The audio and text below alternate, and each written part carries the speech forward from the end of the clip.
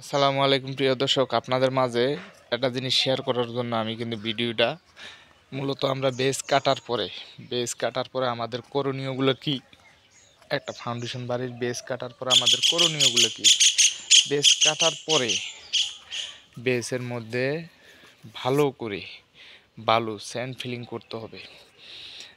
Sand filling করতে হবে। দেখেন, আমাদের প্রত্যেকটা বেস কিন্তু স্যান্ড ফিলিং করা এবং শুধু তাই নয় স্যান্ড ফিলিং করার পরে পানি দিয়ে, পর্যাপ্ত পরিমাণ পানি দিয়ে কিন্তু ভাসায় দেওয়া হয়েছে। প্রচুর পরিমাণে ভাসায় দেওয়া হয়েছে। ভাসায় দেওয়ার পরে পানি দিয়ে ভালোভাবে ভাসায় দেওয়ার পরে দুর্মুস করতে হবে। ভালোভাবে দুর্মুস করবেন। তার কারণ হলো, আপনার একটা ফাউন্ডেশন বাড়ির মূলত পিলারগুলো, খুঁটিগুলোই হলো আসল, আপনার বেসগুলোই হলো আসল। এই বেস যদি দুর্বল থাকে, পিলার যদি দুর্বল থাকে, তাহলে আপনার ফাউন্ডেশন দুর্বল হবে। আমরা দেখেন, এই যে দূর থেকে দেখাই, দেখেন আপনারা। তারপরে করছি কি, সিসি ডালাই দিছি। এই সিসি ডালাইটা দিয়ে দিবেন। সিসি ডালাইটা দিলে ভালো, মানে বেসের সাথে মাটি টাচ লাগলো না, আপনার বেসটা সহজে ড্যাম হওয়ার চিন্তা ভাবনা নাই। যার কারণে সিসি ডালাই দিয়ে দিবেন। সিসি ডালাই দেওয়ার দরকার আছে।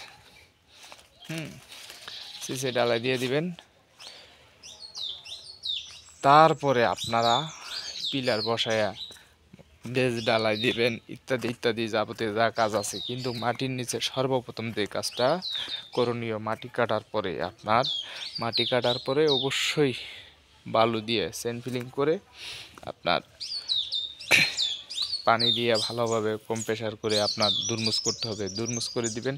দুর্মুস করার পরে আপনারা নিচে অবশ্যই পলিথিন ব্যবহার করবেন। পলিথিন ব্যবহার করার পরেই আপনারা মনে করেন সিসি ডালাইটা দিবেন। এই যে দেখেন, এই যে পানি দিছি তার একটা প্রমাণ। এই যে দেখেন, পানি যখন দিছি আমরা, বালুর যে একটা কাদাটা ভেসে উঠছে, দেখছেন?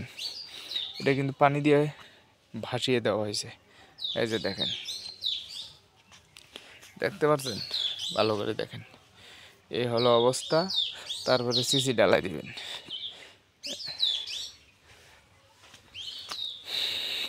তারপর আপনারা পিলার বসায়া পিলার দিয়ে ডালাই করতে হবে। এই যে আমাদের সাইডের, এই যে আমাদের ইনি হলো ইঞ্জিনিয়ার। এই ভাই কিন্তু ইঞ্জিনিয়ার। সবসময় সাইড। আমার যদি ভিডিওগুলো ভালো লাগে, অবশ্যই ভিডিওটা অন্যজনকে দেখার সুযোগ করে দিবেন। অবশ্যই শিক্ষণীয় কিছু পাবেন। ধন্যবাদ সবাইকে। আসসালামু আলাইকুম।